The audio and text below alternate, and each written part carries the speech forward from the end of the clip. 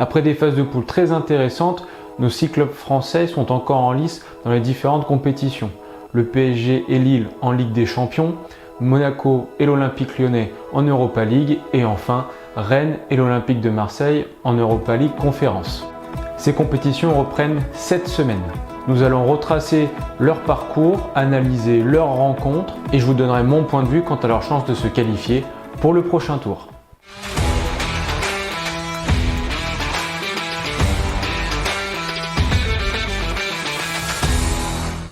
Bonjour à tous les amis et bienvenue pour ce nouvel épisode de Corner, le rendez-vous football. J'espère que vous allez bien, que vous avez la patate pour cette reprise de Coupe d'Europe. Vous voyez, j'en ai profité pour mettre une belle petite chemise.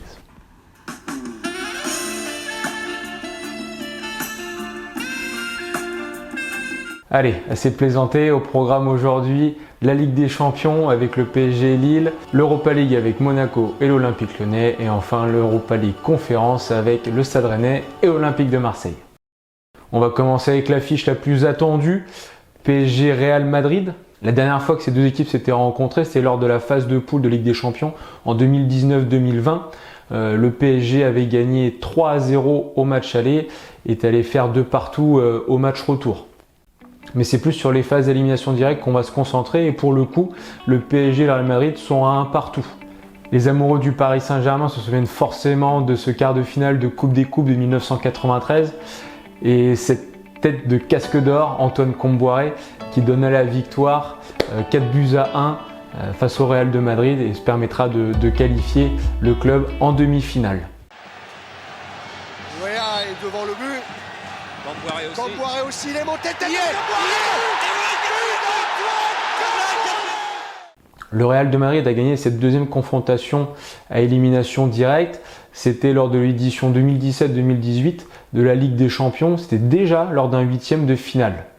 Le Real avait gagné 3-1 à l'aller et était venu s'imposer 2-1 au Parc des Princes au match retour. Les Madrilènes qui avaient gagné cette compétition quelques semaines plus tard en battant Liverpool 3-1 en finale avec cette fameuse boulette de Karius et également ce magnifique retourné de Gareth Bale. Concernant cette année, le PSG a terminé 2e de son groupe derrière Manchester City avec un bilan de 3 victoires, 2 nuls et 1 défaite. Le Real de Madrid quant à lui a terminé 1er de son groupe devant l'Inter Milan avec 5 victoires et seulement 1 défaite lors de cette phase de poule. Lors de leurs différentes confrontations, le PSG et le Real de Madrid se sont toujours redonnés coup pour coup. Ces deux matchs s'annoncent donc bouillants, tant les deux clubs ont plus à perdre qu'à gagner. En effet, les deux équipes sont en tête de leur championnat respectif. Le PSG a 13 points d'avance en Ligue 1 et devrait gagner son championnat assez largement. Et Real de Madrid est en tête, bon, que 4 points d'avance sur le FC Séville. Je vois mal le FC Séville aller titiller le Real de Madrid en championnat. Côté forme, pour le Paris Saint-Germain, l'équipe est plutôt en dents de scie. Une victoire très laborieuse face à Rennes ce week-end 1-0 grâce à un but de Mbappé en toute fin de match dans le temps additionnel. A contrario, un match totalement maîtrisé chez le champion de France en titre, le LOSC. Ils sont allés gagner 5-1 là-bas en maîtrisant totalement toute la rencontre. Et puis il y a eu aussi ce couac en Coupe de France et cette élimination à domicile face à l'OGC Nice en 8e de finale, défaite au tir au but. Côté Real de Madrid, plutôt les mêmes symptômes, bizarrement. Il y a eu un 0-0 ce week-end face à Villarreal, une victoire étriquée le week-end précédent face à Grenade à la maison, juste 1-0, et également une élimination en Coupe du Roi face à l'Athletic Bilbao, une défaite 1-0. Il faut dire que côté madrilène, ces résultats coïncident avec la blessure de Karim Benzema. D'ailleurs, j'ai fait une vidéo sur le cas Benwebe. Si jamais tu n'as pas encore vu la vidéo, je te mets le lien juste ici. Concernant les deux groupes pour la rencontre de cette semaine, on a le retour de Neymar côté PSG et également le retour de Karim Benzema côté madrilène. Côté forfait, le forfait de Sergio Ramos qui jouera pas au moins le match aller. Ah! Parce qu'il joue encore Sergio Ramos? Combien de matchs il a fait depuis le début de la saison? Ouais, seulement 5, dont 2 entièrement et un carton rouge. Une super plus-value pour le PSG. Info supplémentaire, pas des moindres, ce sera Daniele Orsato qui arbitrera cette rencontre. Daniele Orsato qui est l'arbitre qui était aussi sifflé lors de la finale de la Ligue des Champions perdue en 2020 par les Parisiens face au Bayern de Munich. Concernant les cotes, le PSG est favori pour cette rencontre avec une cote à 2. Le Real de Madrid est à 3,70 et le match nul à 3,80. La qualification du PSG pour le tour suivant est à 1,75 et celle du Real de Madrid à 2,05 à l'heure actuelle.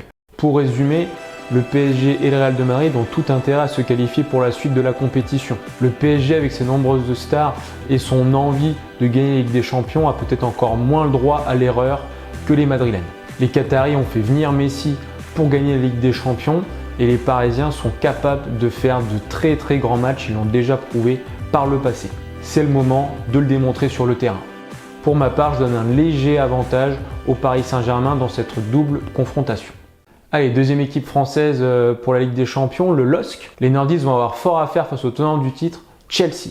Cependant, les Lillois se sont montrés redoutables lors de la phase de poule et ont terminé en tête de leur groupe devant Salzbourg, le FC Séville et Wolfsburg. C'était une poule plutôt relevée et très homogène. Les Lillois étaient pourtant très mal partis avec seulement 2 points pris après 3 journées. C'était sans compter sur une deuxième partie parfaite avec 3 victoires en 3 matchs et surtout des victoires importantes à Séville et à Wolfsburg. Côté anglais, les Blues de Chelsea ont fini deuxième de leur groupe derrière la Juve avec un bilan de 4 victoires, 1 nul et 1 défaite. Ils ont raté la première place lors de l'ultime journée en faisant un match nul du côté du Zénith 3-3. Le match aller étant la semaine prochaine, les deux groupes ont le temps encore de changer, même si sans toute vraisemblance, Renato Sanchez devrait être forfait pour ce match aller. Ben Chilwell côté Blues, qui s'est gravement blessé au mois de décembre, et lui d'ores et déjà forfait jusqu'à la fin de la saison et manquera donc aussi ce rendez-vous. Concernant les cotes, Chelsea est largement favori avec une cote à 1,33, le match nul est à 5 et les Lillois sont à 10 pour cette rencontre. La qualification des Blues est à 1,17 contre 5 pour les Lillois. Dans l'ensemble, Chelsea sort d'une très grosse période avec le Boxing Day et 12 matchs joués entre le 16 décembre et le 23 janvier. Autant vous dire que ça fait à peu près un match tous les 3 jours. La Coupe du Monde des clubs qui vient d'être disputée aux Émirats Arabes Unis n'a pas arrangé les affaires des Blues, même si les Blues ont remporté cette belle compétition.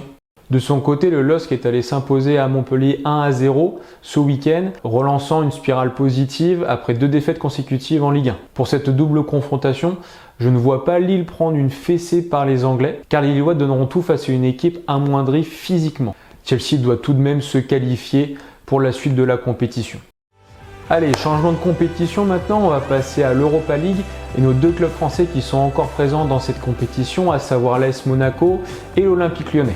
Les 2 clubs ayant terminé premiers de leur poule, ils sont directement qualifiés en 8e de finale et devront attendre que les 6e de finale se déroulent pour connaître leur futur adversaire. Lors des phases de poule, justement, l'Olympique Lyonnais s'est brillamment illustré en gagnant 5 matchs et en faisant un match nul. Ce match nul a été obtenu lors de la dernière journée, donc sans incidence particulière. L'AS Monaco a quant à lui pris 12 points dans une poule un peu plus relevée que les Lyonnais, mais ils ont également fini invaincus avec 3 victoires et 3 matchs nuls. Cette compétition s'annonce quand même très relevée avec des équipes comme le Bayer Leverkusen et West Ham qui sont directement qualifiées elles aussi, mais également des équipes qui vont terminer 3e de leur poule en Ligue des Champions et 2e de la phase de poule de Ligue Europa. Il y a des équipes comme l'Atalanta de Bergame, le FC Séville, Leipzig, le Barça, le Napoli qui vont se rencontrer d'ailleurs, Dortmund, le FC Porto et la Lazio. Ces 2 équipes vont également se rencontrer. Ça fait quand même du très lourd à ce niveau de la compétition. Tant ils ont pris à cœur cette compétition, l'Olympique Lyonnais et l'AS Monaco ont toutes leurs chances d'aller le plus loin possible et pourquoi pas soulever ce trophée.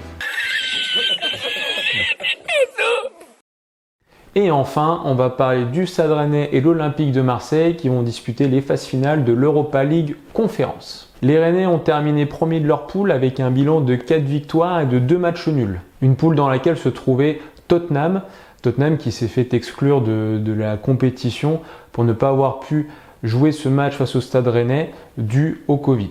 C'est terrible ce qui vous est arrivé. Tout comme l'Olympique Lyonnais et l'AS Monaco, le Stade Rennais est directement qualifié en 8e de finale pour l'Europa League Conférence. Ils devront attendre que les 16e de finale soient joués pour attendre leur futur adversaire. 16e de finale que disputera dès jeudi l'Olympique de Marseille. Les Marseillais qui ont terminé 3e de leur poule en Ligue Europa derrière Galatasaray et la Lazio de Rome avec un bilan de 1 victoire, 4 nuls et 1 défaite et qui ont été reversés dans cette compétition. L'OM qui peut s'en vouloir d'avoir concédé 2 matchs nuls à la maison face à Galatasaray et la Lazio justement, 2 matchs qu'ils avaient maîtrisés et qu'ils auraient dû gagner. Ils vont donc affronter pour ce 16e de finale l'équipe de Karabag qui est située en Azerbaïdjan. L'Olympique de Marseille est largement favori pour cette double confrontation. La qualification de l'OM est à 1,25. Dans cette compétition, on se trouve également la Roma, directement qualifiée, ou encore le PSV Eindhoven, Fenerbahçe, le Celtic et Leicester. L'OM et son effectif plutôt large et conséquent pour jouer sur 2 tableaux, c'est-à-dire sur le championnat et l'Europa League Conférence, est pour moi un favori de cette compétition. Encore. Ça fait beaucoup là, non? Pour résumer, il y a le PSG qui doit assumer son statut, le LOSC qui doit tout tenter pour créer la surprise face à Chelsea, l'Olympique Lyonnais et l'AS Monaco qui peuvent se permettre d'aller au bout de la compétition en Europa League, même s'ils peuvent tomber sur un gros dès les 8e de finale, et le Stade Rennais et l'Olympique de Marseille qui peuvent également aller le plus loin possible. Les clubs français peuvent se permettre d'y croire, tant ils ont montré lors de la phase de poule leur désir de jouer ces compétitions européennes. C'est la fin de la vidéo, je te remercie de m'avoir suivi. Dis-moi en commentaire qui tu vois aller le plus loin possible dans les différentes compétitions pour nos clubs français ou à l'inverse se faire sortir plutôt rapidement.